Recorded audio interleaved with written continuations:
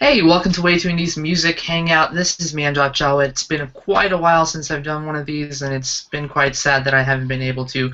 But today we are here with the musical genius, Mr. Andy Othling. He's the mastermind behind Lowercase Noises. Hey, Andy, how are you doing? I'm doing good. How are you?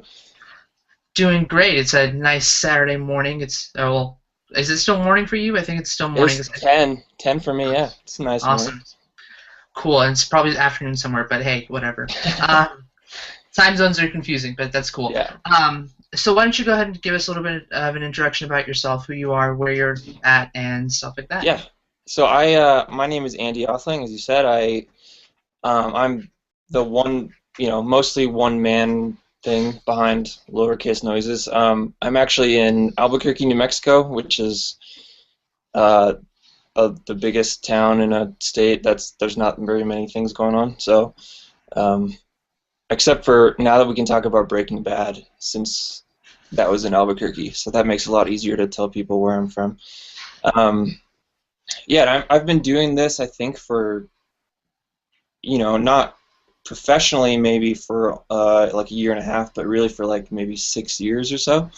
So it's been quite a while, and it's been a very long process. And yeah, I mean, my stuff basically started out just as guitar stuff on YouTube mainly. YouTube is kind of where I got my main start, and it's all really just grown from there. So it's been really cool. Sweet. So you have a new album coming out. This is For Our Sins on April Mhm. 30th. You recently released a music video and a album, or actually a song from that, Uh-huh. which we watched. And so if people are watching, it's available to go see. We'll have a link up later once this video is finished because I can't put in links right now. So joyous things about technology. Yeah. But let's talk about the album a bit. What was the Yeah. inspiration behind that? I know you mentioned this on Facebook and also while you're doing the hangout and stuff, or when you had done the live preview for it, Yeah. your music video. But what was the inspiration behind that? I mean, so I'm really kind of about finding stories that are basically acting as metaphors for things that I want to already write the album about. Um, I just, for some reason, I feel less comfortable writing about themes directly. So I really like having a story or something that acts as a metaphor for that instead.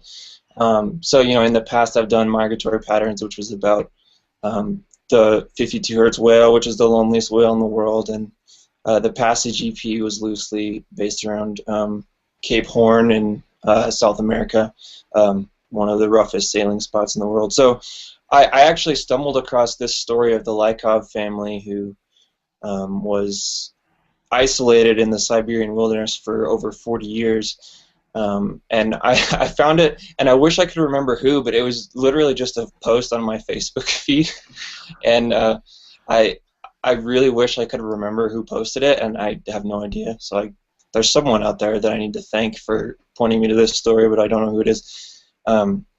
Just they posted a link to the Smithsonian article that I've posted a few times, pointed people to as a way to know about the story. But I don't know, the story really struck me, and I know people have already kind of noticed the parallels between this story and even the 52 Hertz whale story. It's kind of, there's that aspect of isolation and being alone in a big place, I guess. So that's how I came across it, and to me it just kind of, the story serves as a really good metaphor for things that I'm thinking about and going through. And rather than me writing a song specifically about those things, this is kind of the way I want to express it. So.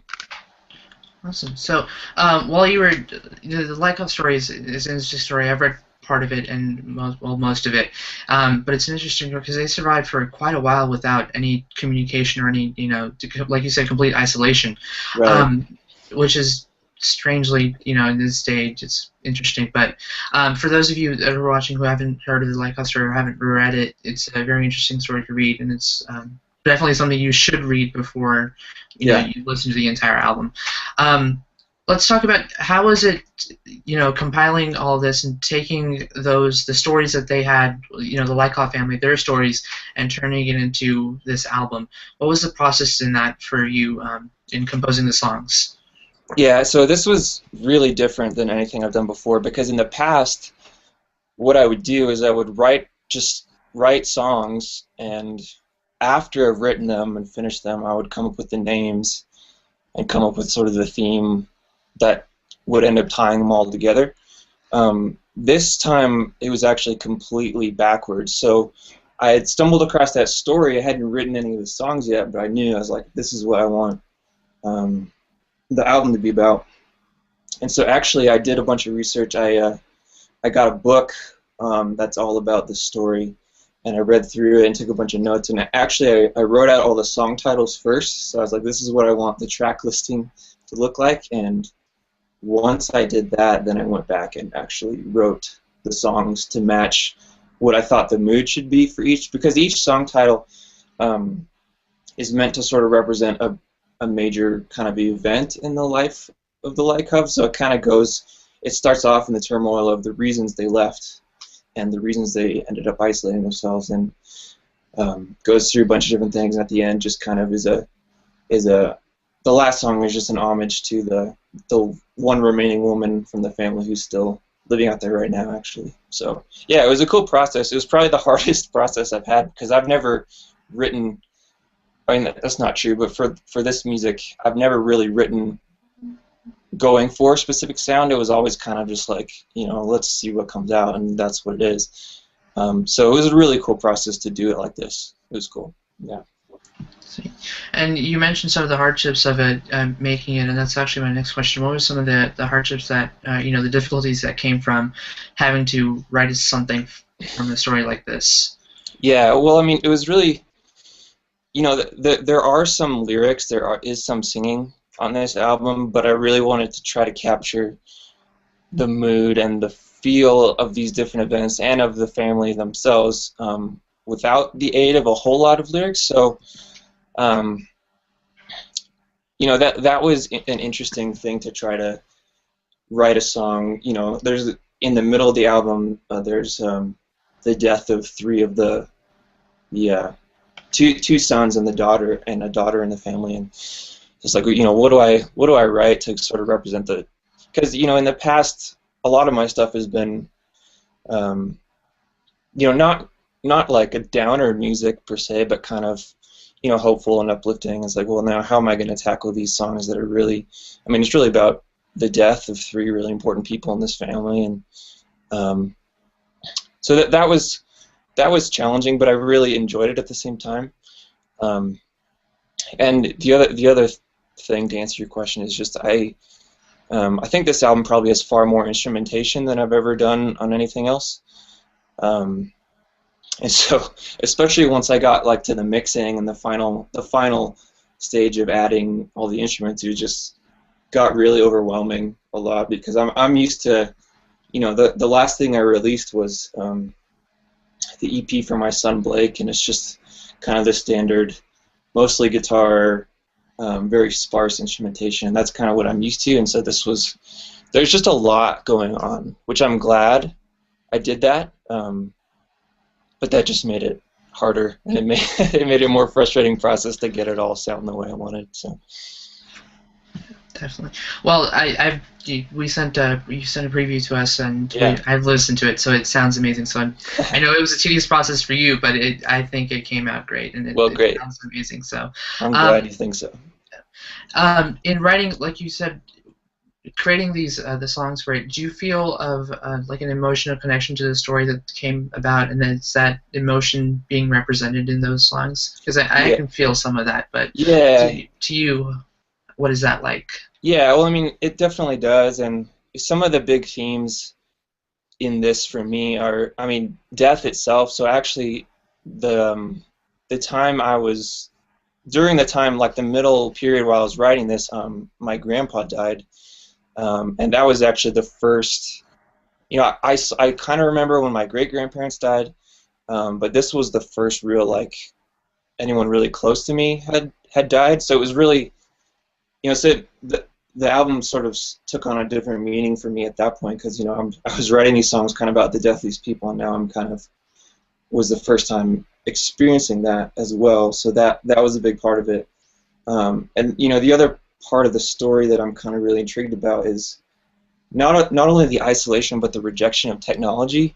So, you know, the family was, they have, you know, they don't accept anything from people if it's been made by a machine, you know, that kind of stuff. And, you know, and obviously that's going maybe a little far, but I think that talking about that kind of stuff is very pertinent right now. I mean, you know, I've got this phone that I'm in a love-hate relationship with, you know, like, it's so nice and convenient, but I also hate how addicting it is, and I think there's a lot of things like that around. And so that's honestly something I've been struggling with, is technology, and how do we balance the good parts of it with the bad parts. So that was coming through, and just, I don't know, after reading the story, I got a real sense of the personality of Agafia is the name of the woman who's still out there right now, and I just, I don't know, she was a little more moderate than the other ones. She was a little more open to the world around her a little bit, and they just talked about kind of her positive outlook, and I just really kind of connected with her. And it's just, I don't know, it's just amazing that she's still honoring her family, holding to the beliefs that they had, and still living the way that they did out there right now.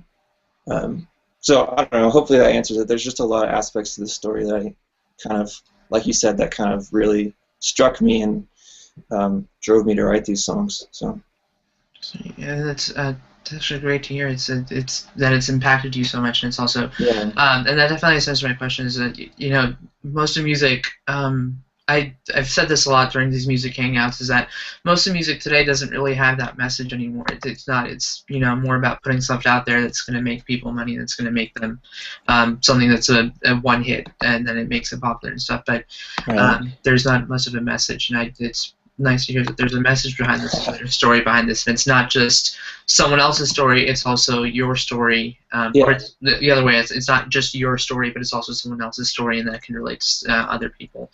Yeah. Let's talk. So the album comes out April 30th.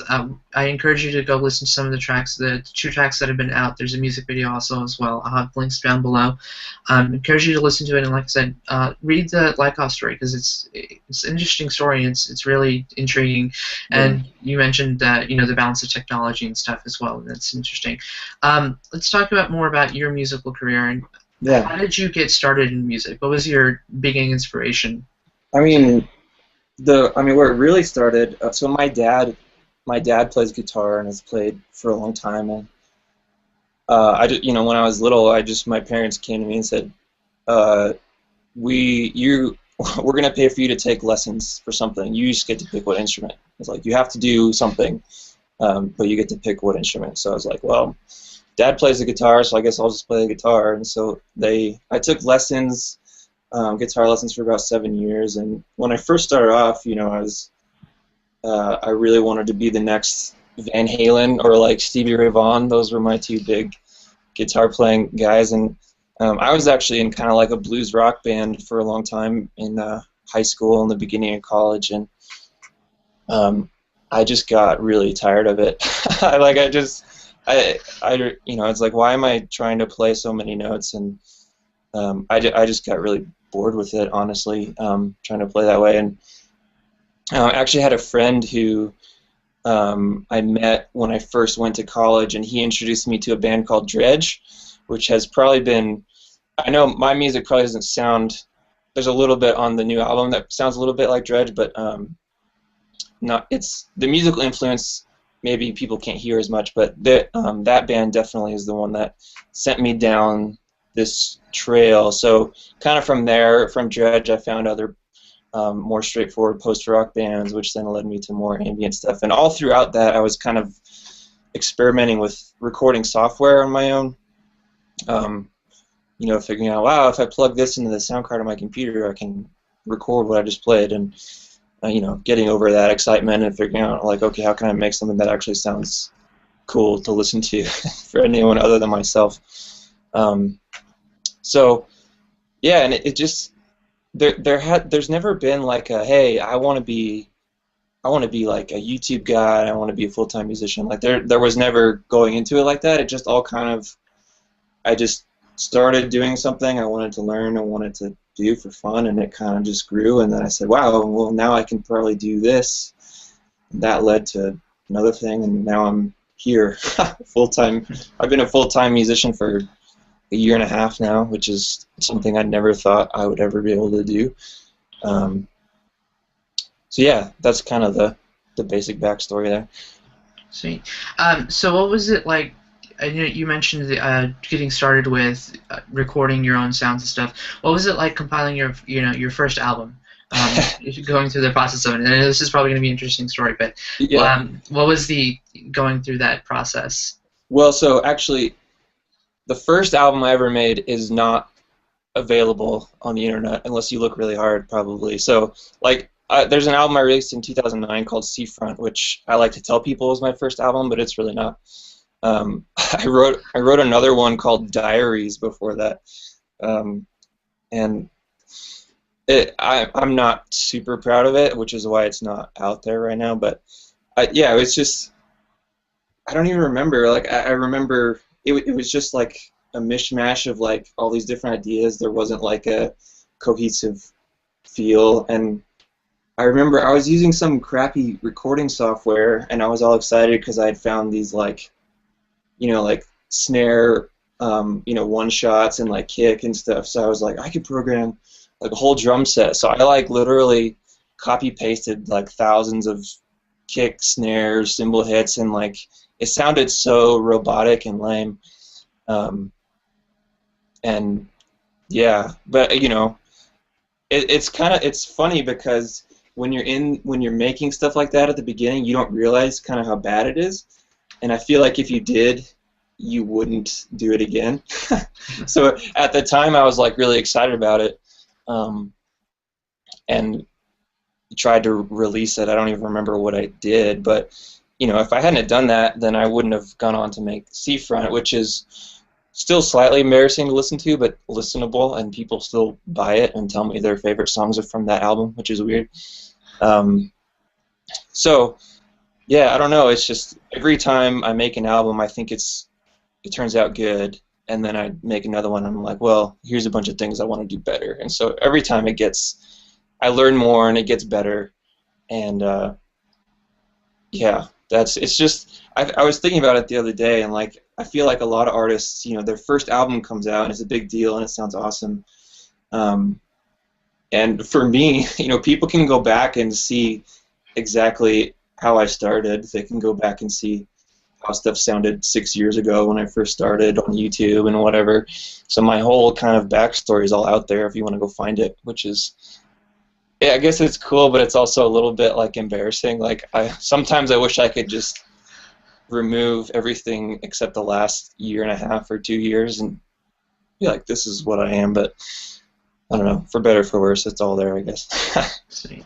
Well, I definitely think it's cool that it's there because it shows how far you've progressed, and especially for someone like me that's been following your music and it's been, appreciative of your music, that including Seafront, which by the way, it's not.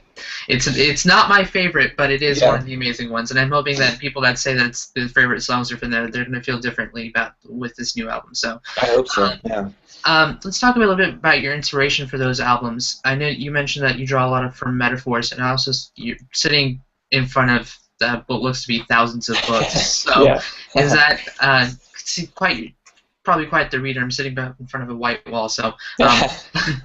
But where does your inspiration come from for a lot of your music and your albums? I mean, I'm really inspired by movies.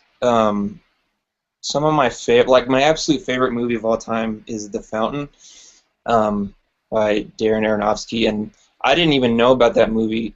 Well, I first heard about it because I was following Mogwai closely, and Mogwai did the soundtrack along with Kronos Quartet. And I just remember not only the soundtrack was like made me feel a certain way, but the movie made me feel a certain way. And kind of like when I see stuff like that, I'm like, this that I'm feeling right now is, I want to make things that make people feel this way. And so I get that a lot from movies, like The Fountain. One movie I watched recently on Netflix called The Wall was. I have friends that said they really hated it, which is good. I like things that polarize like that, but just movies. And if you watch The Wall, you'll probably laugh because it's kind of a similar story to the Lykov story. It's just about a woman who's trapped in a bubble in the woods by herself.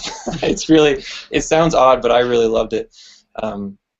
So yeah, movies, and I don't know, I just really like, and I don't know if this represents like a lot of my past work. It probably represents more the new album and stuff going forward, but I really like the feeling of being slightly unsettled, like not necessarily in like a bad way. Like I feel like bands like Stars of the Lid or certain ambient artists, their beauty is in kind of how you feel slightly uncomfortable, like there's so little going on, or the sound is so kind of strange.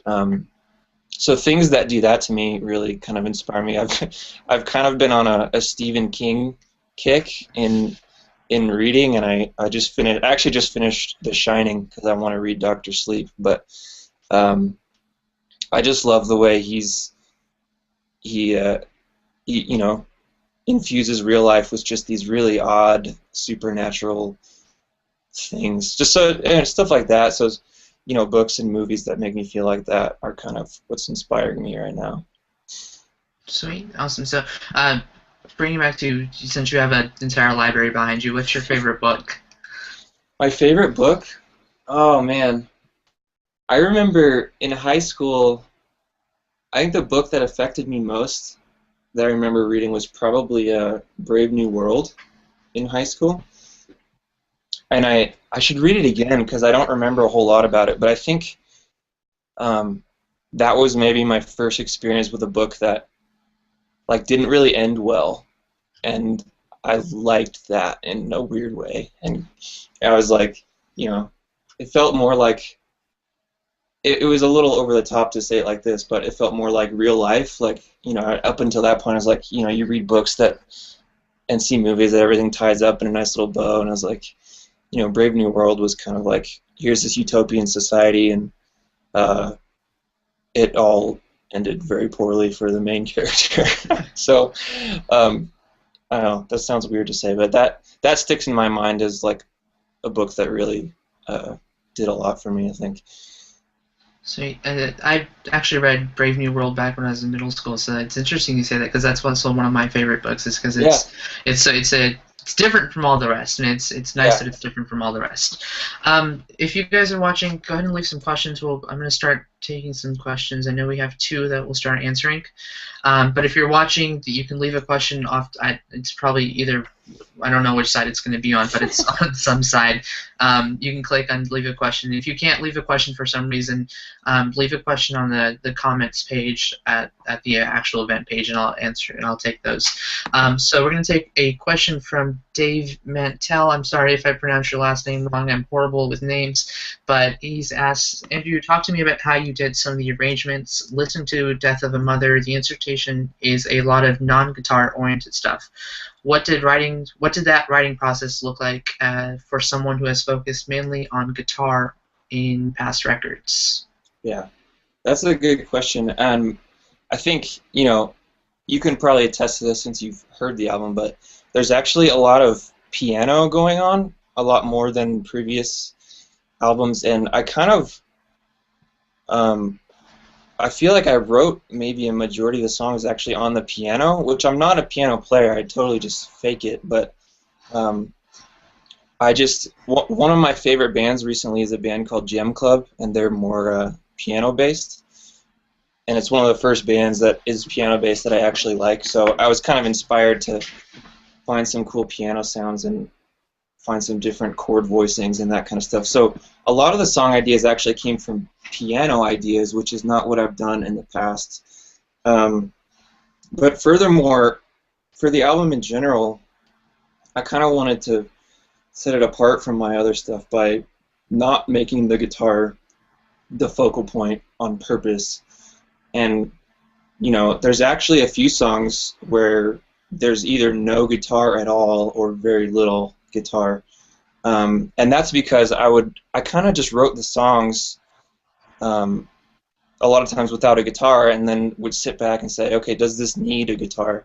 And if it didn't, then I wouldn't put one in. So like for that song specifically, Famine and the Death of a Mother, which is the one, the music video is out right now. There's a lot of strings, and for that song, you know, I knew it was going to be about the death of, you know, obviously the death of the mother, the family. So I wanted it to be a little heavier, a little more somber. So I kind of wanted, like, you know, like I mentioned before, the that song I was like really channeling the soundtrack from The Fountain, which is largely string based, and so that's kind of where I went with that song. So I wrote the string parts, I kind of wrote the drums and the piano around it, and then I was kind of like, you know, I don't feel like this song needs a whole lot more. I don't want to douse it in reverb and in my typical guitar stuff if it doesn't need it. So yeah, and that's kind of the way it was with all the songs. I would kind of get a skeleton and say, how much more does this really need? How much guitar does it need, if any? And kind of tried to trust my own judgment on that one. So some songs still have a lot of guitar stuff like that, but some of them don't, which I think is fun. Sweet. Dave, I definitely think that since I've listened to the album, you'll be surprised from some of the tracks, but don't be too scared to listen to it, because the guitar is, you know, it's an important instrument in a lot of songs, but I think the way that Andy's composed everything and put it together sounds amazing, so you won't be disappointed in not hearing the guitar or hearing more piano or something, but it sounds amazing. So Awesome. well, let's do a next question from, okay, I'm going to have trouble pronouncing your last name. Andrea says, I don't know if you've heard of Inventions, the debut album from the collaborations in Album and the guitarist from Explosion in the Sky, but thinking of that, have you ever had thoughts about possible collaborations with other artists? I mean, yeah, I have. It's really hard to like coordinate that stuff, and especially because me being in Albuquerque, there's so little going on here. It's not like, you know, if I was in like LA or Nashville or New York, you'd be like, yeah, I'll go over to some guy's house and we can do something. But so anything like that would have to be very, you know, be over the internet, I guess, and kind of, I don't know. I've never really done that, collaborated over the internet with people. I'm definitely open to it. One of my friends, his name is Matt Kidd. He lives in Houston. You're in Houston, right? I am in Houston. So yeah, he has a project called Oral Method, which I love what he's doing. And we keep talking about doing something together, but we haven't gotten it to work together. So yeah, long story short, I'm definitely open to that. The right opportunity hasn't really come across, and I guess I haven't really like pursued that as much as I would have to in order to make something that happen. Like, of course, if someone big like came to me and said, "Hey, you want to collaborate?" I'd be like, "Yeah, sure." Well, you know, but that hasn't happened yet either. Well, I think it'd be interesting to see how that sounds, especially with different artists. But hopefully that answers your question, Andrea. So we have a question from Gregory Bell. He asks if you could cover your setup and how it varies when you play with Arclubad and perhaps a signal chain. And I have no clue what that means, but I'm pretty sure you will know what that means because I am not a musical person. Yeah, so there's another band I'm playing with called Archibald. Yeah, so I've got all this guitar gear and I have all these different things I'm doing. So I have to like figure out a way to make it so I can have everything work for everything else. But I don't know. I mean, for this stuff, like I don't play live for Lowercase Noises yet, anyway. So when it comes to like gear, I'm like constantly like throughout this album, my pedal board, you know, I was constantly ripping stuff off and putting stuff on, so there's no way I could even like say what if they're like, here's the one thing I use. Like I used everything I have on this album. So yeah, that's really the only answer. I mean, like, you know, I'm assuming what Gregory is asking is specific pedals, but you know, I use the new Strymon Big Skies, uses a bunch on it. The Eventide Space is used a bunch on it. The Timeline, Capstan, Flints, like, I don't know. I don't even remember. I'd have to listen closely to some of the songs. You know, this album took way longer to make than any other ones I've done, and the gear, I don't even remember what I did for some of the songs. Like, I would go back and be like, wow, that sounds cool. I wish I had written down what I used to make that sound. So yeah, not a great answer, but that's all I have. Sorry, Gregory. Awesome. I'm going to pick a question out here from Facebook. I'm trying to see if I can find some of them. I'm not forgetting about Facebook, don't worry. So, oh, okay. Carlos Martinez was wondering if we were just going to do a verbal interview or if you can actually play some music, but I think we're just going to do we're just going verbal. Yeah. Not yet. I don't have the capabilities to handle a live music thing yet. I don't think I do either, but I want to someday. That would be cool. Yeah, I think it would be interesting. Like technology, like you said, is great, but sometimes it's not the best and doesn't exactly sound great. Oh, great. Okay. So Carlos, sorry about that. It's not going to be actual music, but go listen to. You can go listen to the music video and the track that's out. And so, and of course, the album will be out on the 30th. Chris Mathers asks. He's been following your music for a while, just like I have. Hey, Chris. I've noticed a change in the effects pedals that you have used over your last few albums. Which more unique pedals inspired the different sound of your new album? And I know you mentioned that you've used a lot of them, but I'm guessing he wants somewhat of them more. Yeah. Well, let me think. I mean, like something specific that inspired me. Well, okay, this isn't a pedal. This isn't an effects pedal. This is a plugin, but plugins are like the effects pedals of the recording world, so I'm gonna go with that. I was really inspired. I don't know if you know what a mellotron is. Have you heard of a mellotron? I have not. So it's a really old. It's basically maybe I shouldn't say the first. Some nerd will probably correct me, but one of the early like samplers. So what people would do is they would record these tape loops and then you trigger them with a piano keyboard. So like, someone would record a flute and then you'd put that in a tape and when you press that note on the keyboard to play that tape loop. So that's like what the famous flutes are on like Strawberry Fields Forever, that Beatles song and stuff. Anyway, so I bought this plugin that is basically they digitized all the loops from the mellotron.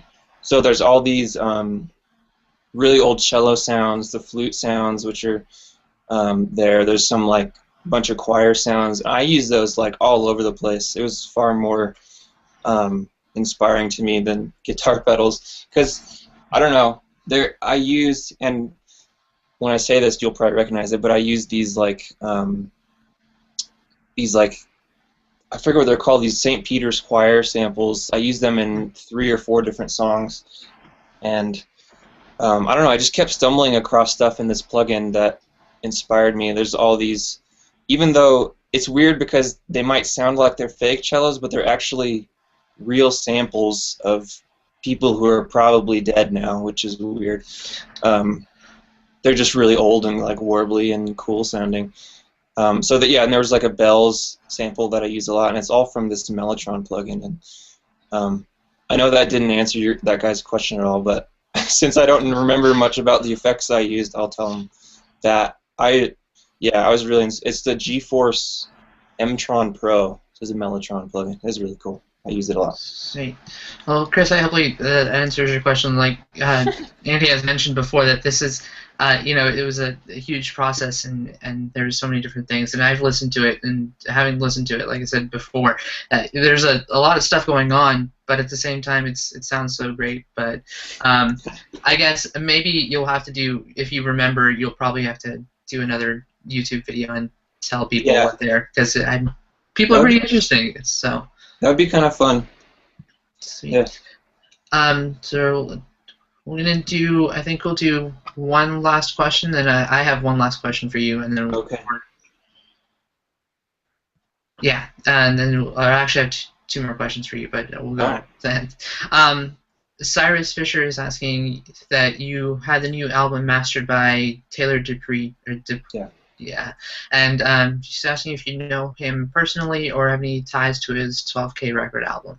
No, so Taylor masters all of Hammock's albums, which of course, Hammock is one of my big influences, and I hadn't really thought about using him until some friends that I have used him. So um, there's a band called The Sound of Rescue, and Andrew, their bass player, actually played bass on 6 of the songs on this album. Anyway, they used Taylor to master their album, and it came out sounding amazing. And also, another guy I know, Shannon Penner, who has a project called Orbit Over Luna, he also used Taylor. And so when I saw them using him, I was like, so I checked it out, and I realized, obviously I loved what he does because I loved all Hammock's records, and I loved what he did for these guys. And it turns out he's just super affordable compared to even stuff I've done in the past. And so I just jumped on that. I didn't even realize that was an option, that he was so helpful to kind of independent people like me. But yeah, nothing. There's no real connection to his label or anything. Although I love what he does with that. But yeah, I have to say his mastering really took the songs to another level. Like, I feel like even with the professional mastering I've had in the past, Taylor's mastering improved it to a magic level. Like, I didn't think it could get that good. I already made it. He did some magic that made my mediocre mixes sound like they were not mediocre.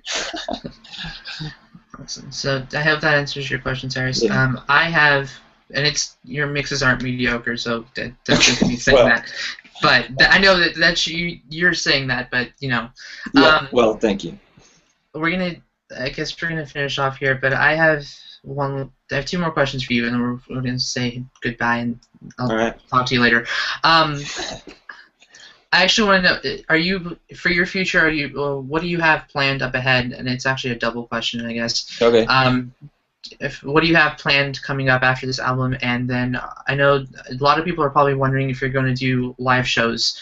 Yeah. And it's definitely an interesting concept with your type of music, but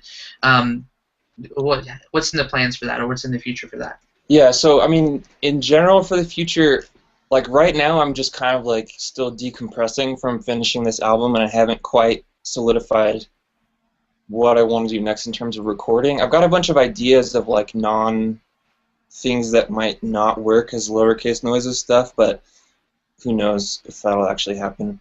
But I'm going on, like that band I mentioned earlier, Archibald, that I play with. We're going on tour in June, so I'm getting ready for that, and I'm gonna do.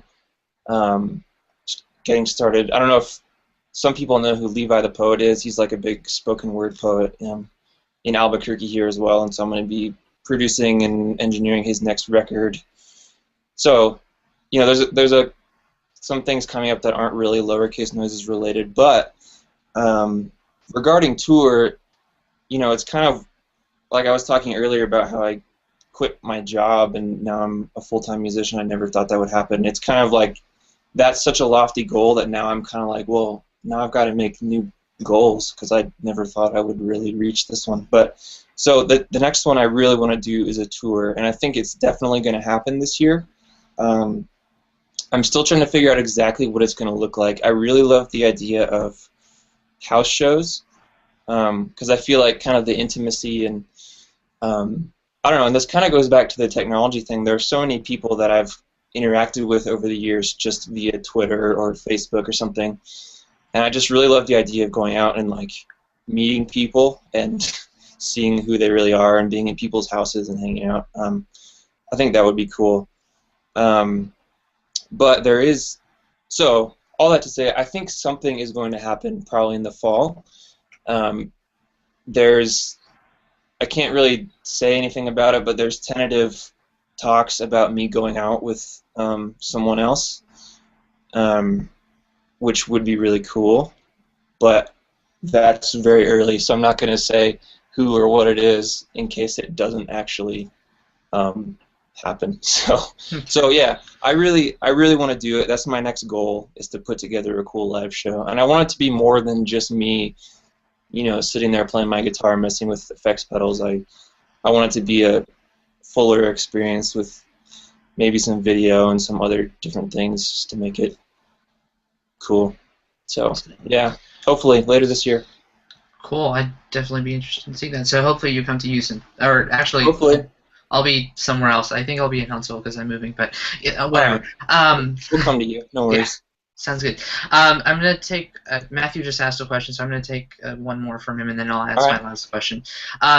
He asked, "Do you see yourself growing into more of a composer rather than a guitar player that with this new album and going forward?"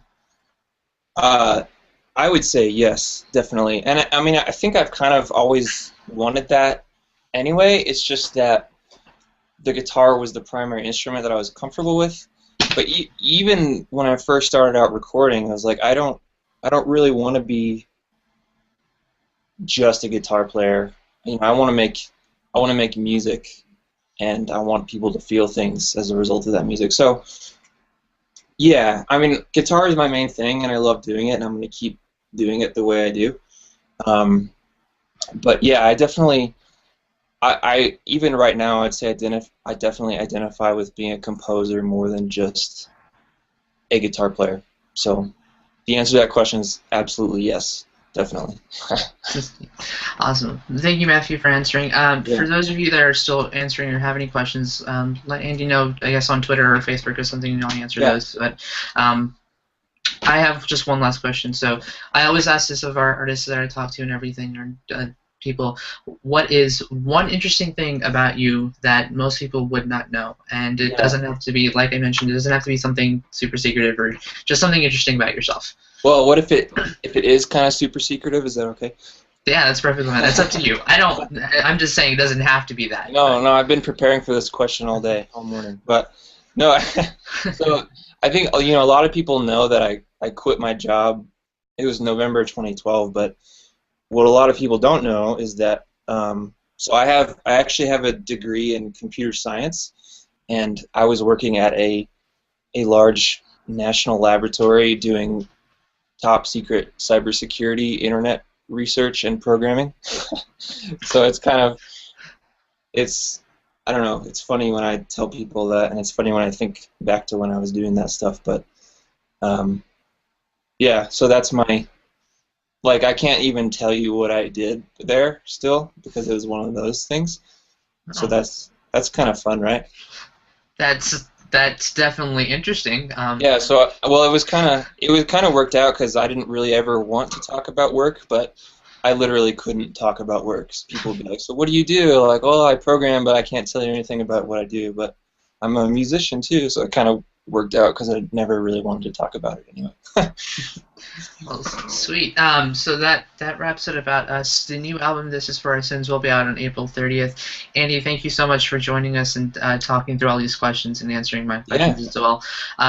Hopefully, you know, I've listened to the album, so if you guys that are watching still, listen to the music video, go ahead and pre-order and listen to the song that's already out. But it's an amazing album. You will definitely love it, even if you haven't loved any of his any of the other stuff, which I don't know why you wouldn't, but even if you haven't, you definitely will love this one.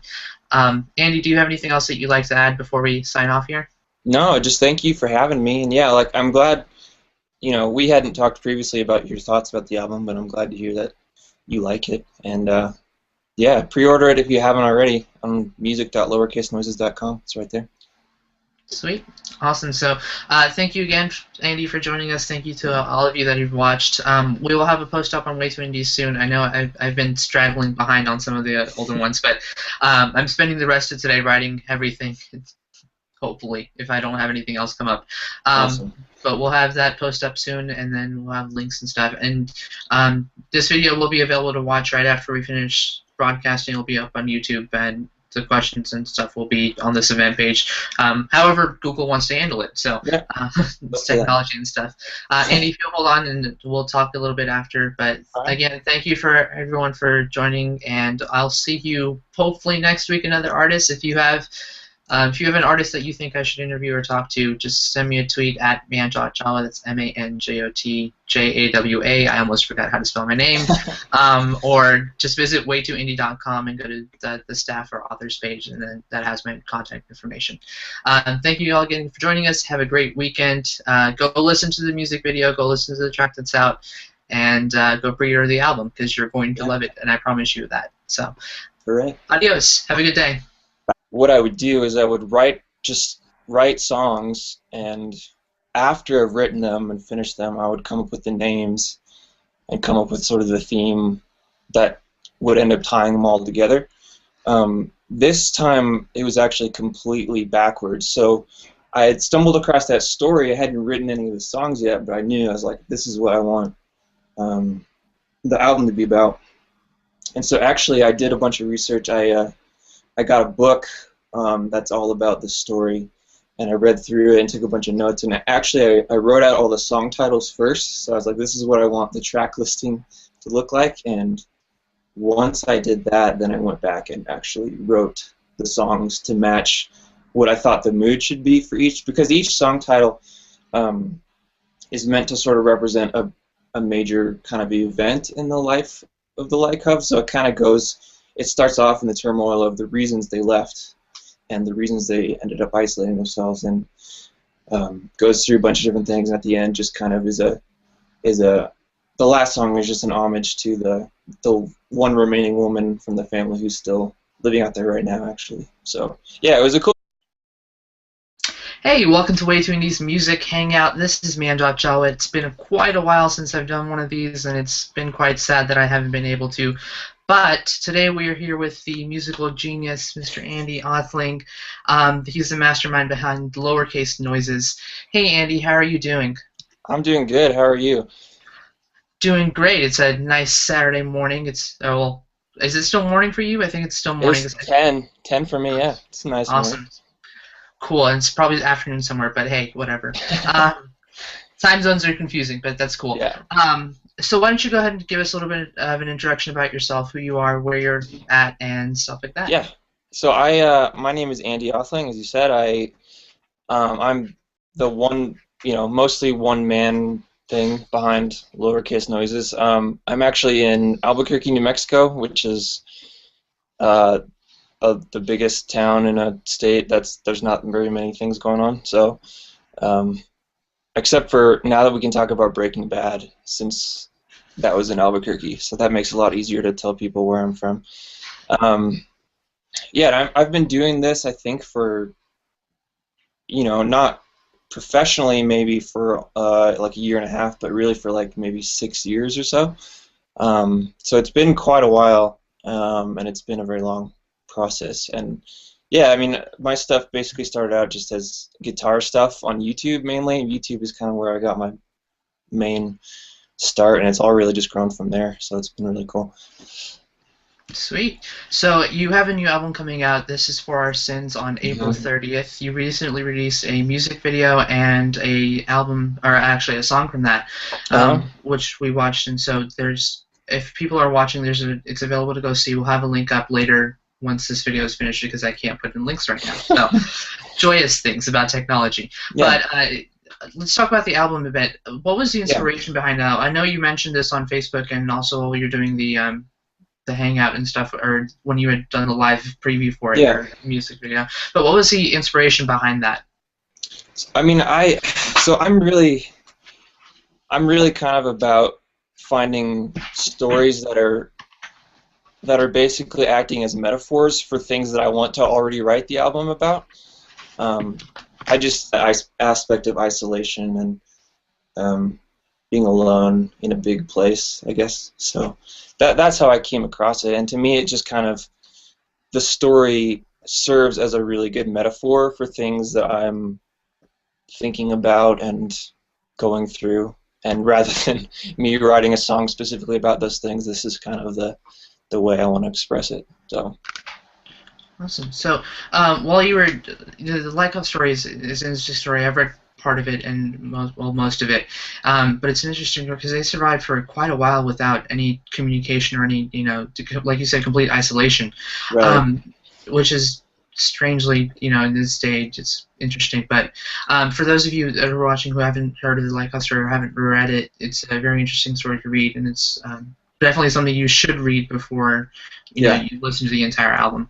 Um, let's talk about how was it, compiling all this and taking the stories that they had, the Lykoff family, their stories, and turning it into this album. What was the process in that for you in composing the songs? Yeah, so this was really different than anything I've done before because in the past, for some reason, I feel less comfortable writing about themes directly. So I really like having a story or something that acts as a metaphor for that instead.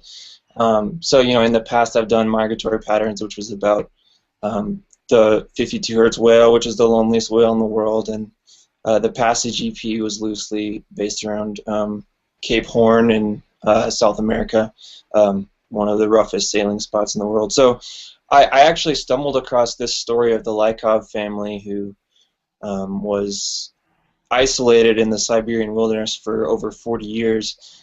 And I found it, and I wish I could remember who, but it was literally just a post on my Facebook feed.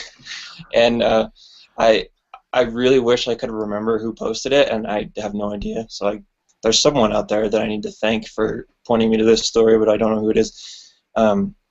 Just they posted a link to the Smithsonian article that I've posted a few times, pointed people to as a way to know about the story. But I don't know, the story really struck me, and I know people have already kind of noticed the parallels between this story and even the 52 Hertz whale story. It's kind of, there's that